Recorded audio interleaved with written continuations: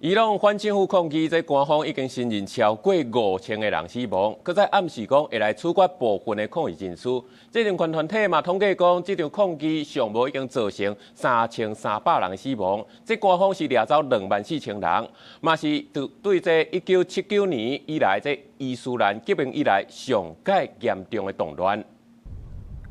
一间银行若像互抗议者放火，伊朗抗议期间，金融机构定正做是攻击目标，反映民众对银行体系真不满。总统裴泽斯基按18警告，任何无公正的侵略，拢会引起德黑兰严厉的回应。任何对最高领袖的攻击，拢等于是对国家发动全面战争。司法部门发言人贾汉吉尔东港也伫记者会表示，确认系列的行为已经互人认定是甲真主作对，这是伊斯兰刑法当中上严厉的罪行之一，暗示可能处决暴动当中互人掠起来的人。这个表态主要针对美国总统川普17接受媒体专访的时阵表示，伊朗应该爱找找新的领导人啊，也捌真侪届威胁讲，若准示威人士伫咧街仔头互人处决的话，就会介入。ما رئیس جمهور آمریکا رو مجرم می‌دانیم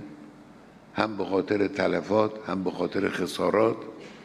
هم به خاطر تهمتی که به ملت ایران زد。一个伊朗地方官员表示，全国性的抗议上无已经5000个人死亡，其中差不多500个人是安全人员。这波示威行动因为顶礼拜暴力镇压小可转和，总部伫美国的人权行动者新闻通讯社17表示，死亡人数超过3300个人，经过查核是有超过24000个人被掠起来。顶个月，德黑兰因为经济严重衰退，互民众不满的情绪转做是政治性抗争，而且拖去到全国，各阶层拢强烈要求结束新权统治。公司新闻黄文玲编译。